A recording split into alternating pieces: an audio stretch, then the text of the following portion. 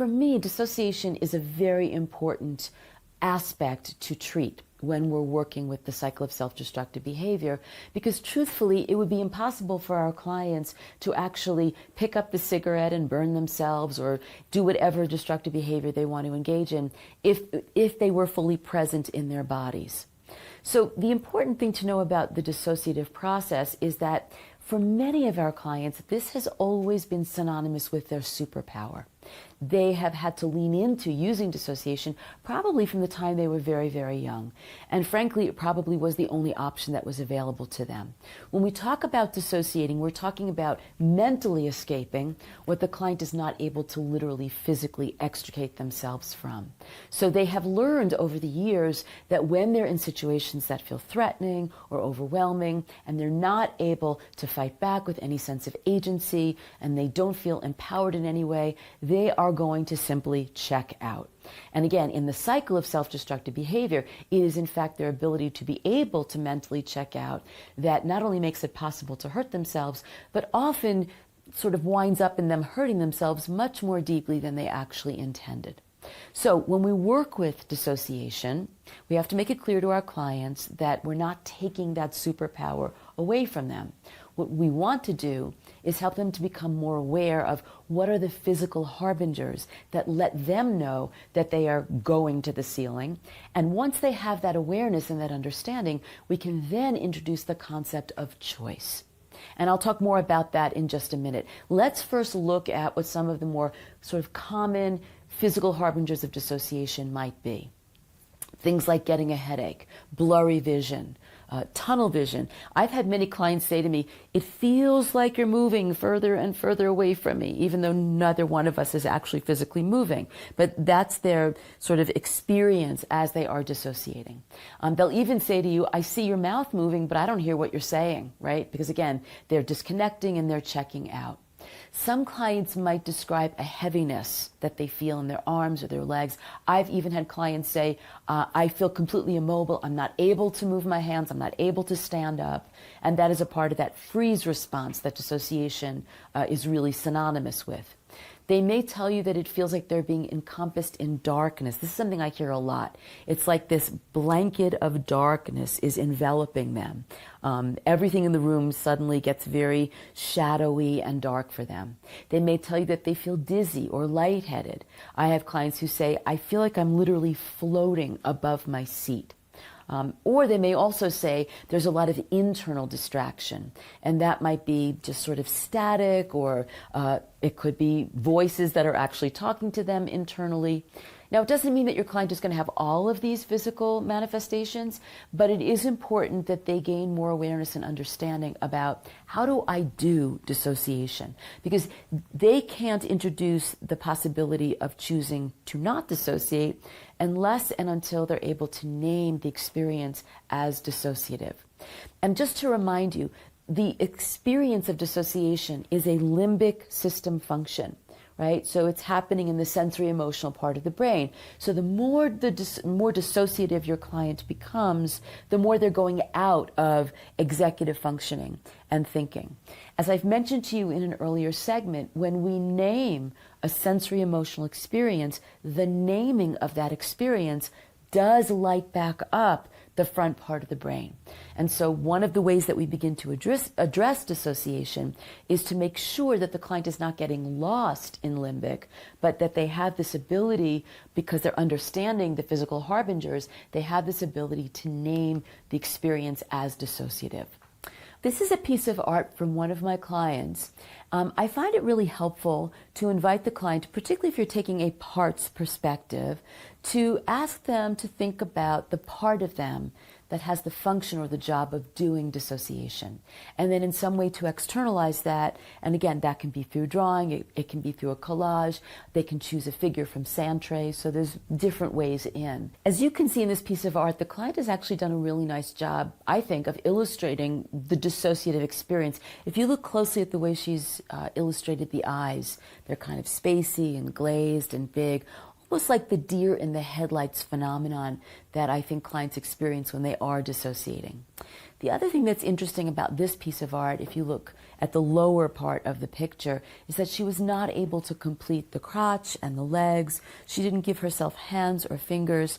And this is illustrative of the fact that she dissociates and disconnects from these parts of her body. And in fact, she has shared with me that when she is sexual with her partner, she does not feel any arousal, any pleasure.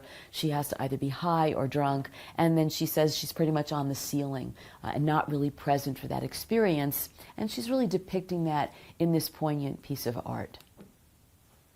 This is a different client.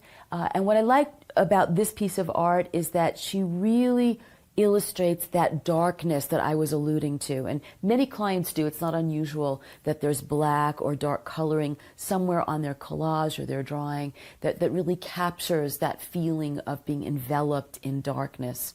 She's collaged a couple of words that also kind of illustrate what she feels when she is in that more dissociative place. And it says, "I get lost in my own mind." So anything that helps your client to externalize and just have more awareness and insight about their dissociative process is really an essential first step, because again, they can't short circuit the process unless they first understand that what in fact they're doing is dissociation. So I'm going to remind you that it's really important that you reassure your client when you're working with this part of the cycle that you're not going to take away their ability to dissociate. The truth is, you can't take away their ability to dissociate. You know, this is a phenomenon that they're able to do, and at this stage of the game, they do it very kind of automatically and reflexively. It's equally important that you spend some time honoring and validating just how life-saving using dissociation was in the past. After all, it is the thing that enabled them to survive the god-awful things that were happening to them, whether it was physical abuse or sexual abuse or verbal abuse, whether it was a profound emotional feeling of betrayal because the person who was supposed to be loving and safe was the person who in some way was hurting them or harming them. And so it is really important to continue to acknowledge that this was a brilliant strategy. It served them really, really well. And we don't want any shame about the fact that this is how they have been able to cope until you began to address it in therapy. So we're going to acknowledge that. We're going to honor that. Again, we're going to make sure they understand we're not taking away their ability to dissociate. We're going to kind of unpack what their physical harbingers are so that they can name the process, get them back in the prefrontal cortex. And then I think the next step in this process is introduce the concept of choice. The really important thing to distinguish here is that in the past, when they used dissociation, they really did not have a choice. They had to do it. It was the only way that they could survive what was happening. In the present, using dissociation is still an option. However, it's only one option, and there are other options that they can go to. There's another bit of psychoeducation that I think is also really important when you're working with this part of the cycle, because dissociation is paradoxical. And what I mean by that is that the thing that actually really did keep them safe and enabled them to survive, when they continued to use dissociation, particularly in adulthood, when they actually no longer need to, but they sort of reflexively go there, they become a deer in the headlights. And so what happens with dissociation when you're an adult is that it actually robs you of a sense of agency. You're not able to do self-advocacy. You're really not able to do self-protection. The way that I explain it to my clients is if you are frozen and zoning out, you don't even know where the exit sign is. You're not able to assert yourself. You're not able to use your voice. You're not able to put up your hand and say to the person across from you, I need you to stop, or I'm not feeling safe right now. And when you kind of walk them through that, they slowly begin to understand that, again, the paradox here is the thing that saved me is now the thing that is actually making me vulnerable to additional victimization and disempowerment. So what I like to invite my clients to do when they clue into those physical harbingers of dissociation is to insert one cognition. And the statement is as follows. I'm about to go to the ceiling. Is it in my best interest? Or would I be more empowered if I chose to stay grounded and present? And that's the critical question that you want to invite your client to ask him or herself. So we're acknowledging the dissociation. I'm about to dissociate. I'm about to check out. I'm going to the ceiling, however they want to language that. The key thing here is it in my best interest in this moment, in this present moment? Is it in my best interest? Or would I be more empowered if I stayed grounded and present? And that's the concept of choice that I think can actually short-circuit the cycle. Because if they choose to stay grounded and present, it's going to be very difficult for them to then engage in a self-destructive behavior. Now, if they do choose to stay grounded and present, I'm going to talk with you a little bit about what are some of the strategies that you can offer them that can help to kind of anchor them, right? So the great news is they've made the choice. They do want to stay grounded and present. They have the intellectual realization that this is going to be more empowering for me than sort of zoning out and just getting spacey and losing a sense of my environment and my body. And again, not being able to advocate for myself. So yeah, I think in this moment, the best thing for me to do is to really stay present. But the thing they'll ask you is, okay, so how do I do that? And some of the ways in which you can help them achieve that are on this slide. So a lot of the times we go back to sensory emotional because this is how our body responds the quickest and in the most integrative kind of way. So sometimes just holding an object can kind of reconnect your client to their body.